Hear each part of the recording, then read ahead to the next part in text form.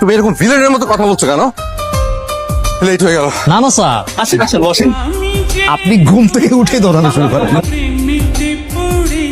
Excuse me, কি অদ্ভুত তো। মান ইজ্জত কিচ্ছু রাখো।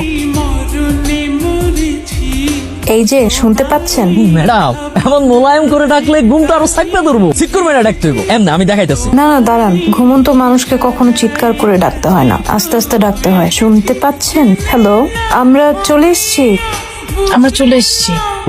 অফিসে স্যার, উনি আমাকে অফিসের নতুন ম্যাডাম, নতুন জয়েন করছে। আর আপনি পুরো রাস্তা ম্যাডামের কান্দে মাথা রেখে ঘুমাইছেন। Sorry sorry. ইটস ওকে, আপনি তো আর ইচ্ছা করে করেননি, ঘুমের মধ্যে ছিলেন। আমি শরীর সারা রাত ঘুমাইনি তো।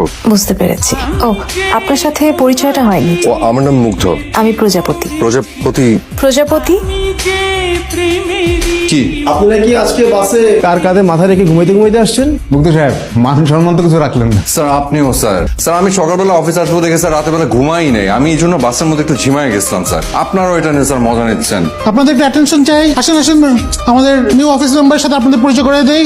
স্যার, আমার অলরেডি সবার সাথে মোটামুটি পরিচয় হয়ে গেছে। পরিচয় হয়ে গেছে, তাইলে আর কি করা। মুগ্ধটা কই? মুগ্ধ, শুনলাম আজকে নাকি তুমি বাসে আসার সময় মিস প্রজাপতির কান্দে মাথা রেখে ঘুমাতে ঘুমাতে অফিস। স্যার, স্যার এটা উনি ইচ্ছা করে করেননি। কিন্তু কাজটা খুব রাবিশ হয়েছে মুগ্ধ। মুগ্ধ স্যার, আপনি তো আর লেট লতিফ নাই। আমাদের মুগ্ধ সাহেব তো বদলে গেছে। স্যার একটা কথা জিগাই। বলো। স্যার কয়েকদিন ধরে দেখতেছি আপনি ডাইনে তাকান কেন স্যার? প্রজাপতি ম্যাডাম আপনার ডাইনে বসে এজন্য? হ্যাঁ, ঘাড় ব্যথা, ডাক্তার ডানে তাকাতে নিষেধ করেছে। তো এটা স্যার আপনি আমাকে আগে দিবেন না। আরে স্যার, এসব গার ব্যথাটা তো কোনো ব্যাপার হইল। আমাকে গ্রামের মতলব কবিরাজের তেল মালিশ করলে ঘাড় ব্যথাটা তো একদম নিমিশে ফিনিশ স্যার। আর আমি যখন তোমার ঘাটটা মটকায় দিব না, তখন তুমি ফিনিশ।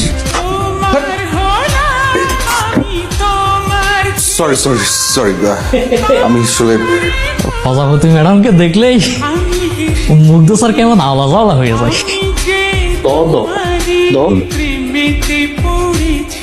ক্রিকেট পছন্দ করেন? সাকিব না তামিম? সাকিব। আমি তামিম। আমরা দুজন একই অফিসে, একই ডিপার্টমেন্টে, একই পজিশনে চাকরি করি। আমাদের দুজনের যদি সাকিব তামিমের মতো একটা বিগ পার্টনারশিপ থাকে তাহলে কিন্তু বেশ ভালো হয়, তাই না? দেখুন, আপনার রান আপনি করেন, আমাকে আমার রান করতে দেন। রান আউট না হলেই হয়। আপনাদের সবার জন্য একটা গুড নিউজ আছে, একটা ব্যাড নিউজ আছে। আগে কোনটা বলবো? গুড নিউজটাই বলি। গুড নিউজ হচ্ছে যে আগামী সপ্তাহে আমরা অফিসের সবাই মিলে পিকনিক অর্থাৎ বনভোজনে যাচ্ছি। আর ব্যাড নিউজটা হচ্ছে যে